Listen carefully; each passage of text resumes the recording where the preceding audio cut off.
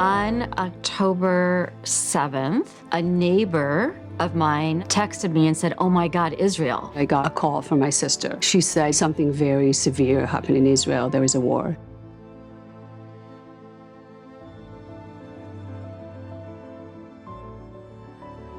I have relatives that lived in Kfar Aza. It was by chance alone that they were saved. My officer in the IDF was killed. One of my closest friends from MIT, his cousin was at Nova. He was found dead.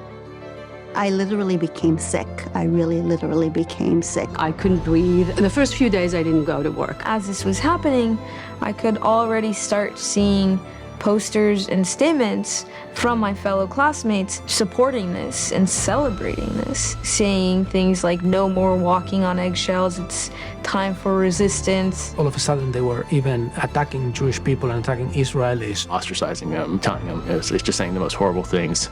And again, this is October 10th. There was a little big group of people that felt that the university should decry the massacre on October 7th. The university was very clear that's not going to take sides on political issues. Being a Jewish person right now feels very, very lonely. When people ask me, how are you feeling? I can either choose to really explain how I feel or say nothing. And none of these felt right. I started connecting with faculty in many different universities that would be interested in joining in a trip to Israel. I got an email that a trip like this is being organized, and it's like within a second I said, I'm going. Coming here, I don't need to explain how I feel. That's the reason that a lot of us came on this trip. We were not feeling that support, not feeling that connection. I wanted to support my colleagues at the universities who feel the heat of the world right now. There's nothing like meeting colleagues, just telling them we're with you. Going to Ben Gurion University and then just hearing the president of the university talk about all the challenges that they face. We have partnerships with universities around the world, and we are currently struggling with many of them. We cannot invite an Israeli speaker to our conference at these times. I got a letter from a professor. I am so appalled at Israel's actions in Gaza that I will not write a letter of recommendation. He cannot take the risk for his journal to send her piece to evaluation with an Israeli affiliation. Until you stop your genocidal actions, I will have nothing to do with you. Schools around the world refuse to host my students. What we miss are people from the abroad. And this is something that is really hitting us hard. That's direct evidence of what I hoped wasn't actually happening, but is. We've had a number of sessions to allow for collaborations. I think that's probably the most interesting part of this trip because that's what's going to last from it. Going to Hostage Square and hearing the experience of a family member who had been in kibbutz Belly, that's something I'm never going to forget. Leo was murdered in the safety room. Gali was kidnapped. After 54 days, she got released. She didn't know that Leo was killed. I think it was the most difficult thing for her to know. Why should I get out of the bed when Yegev and Rimon are in Gaza? We don't know what's going on, where he was taken, how does he feel. Just share our stories. Don't let the world normalize that 134 people are held hostage by terrorists. We're at the main gate to the kibbutz. On that side is Gaza, and through the gate came the terrorists. We have seen houses devastated, burned down. People were slaughtered in their house. Some people pulled out of their room, thrown to their couches, shot dead there. Every house that had someone in it that day was or a casualty or kidnapped. Difficult to imagine this kind of brutality. We walked by my cousin's house. Their next door neighbor was taken hostage into Gaza.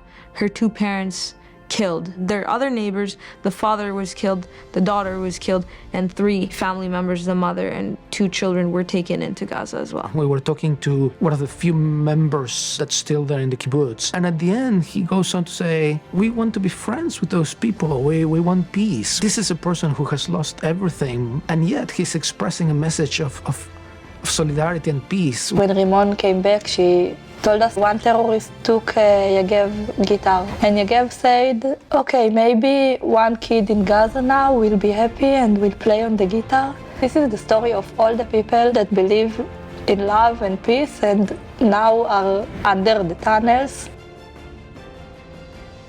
You can see all the love from the way people have decorated each picture. You can see how much these people would have contributed to the world. This is the age when kids are supposed to be kissing and falling in love and thinking about their futures and how they're going to make the world a better place. To kill people who were dancing and expressing their love and peace, it's just, I don't get it.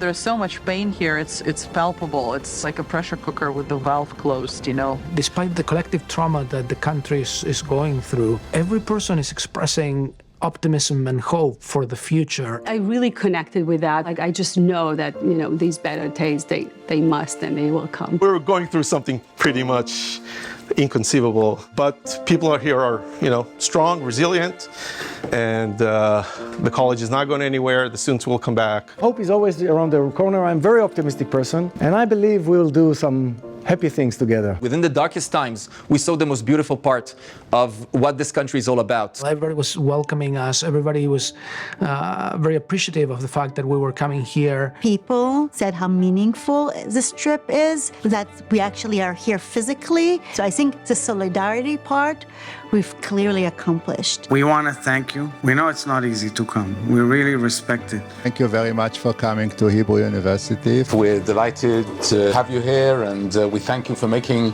the effort. It's really hard to explain how touching it is for us that you're coming. You coming here warms my heart. The fact of your arrival has been disseminating like wildfire, and every such visit is a huge act of support that is very meaningful, especially at this time. The most important from everything is what we can take from this trip for the future. How can we foster more collaborations? We really want to have some long-lasting impact. This could be in the form of student exchanges, could be in the form of potential research projects. Either to bring foreign scientists to Israel or to bring Israeli scientists to the top foreign institution. Especially now when people are saying to boycott Israel and not to come here, it's even more important to come here and to collaborate. I think it's important for us to educate people and to show people what really has happened here. When I talk to people, I have pictures, I have stories. I hope to share it not only with my Jewish friends, but also to my non-Jewish colleagues. I will bring back my voice for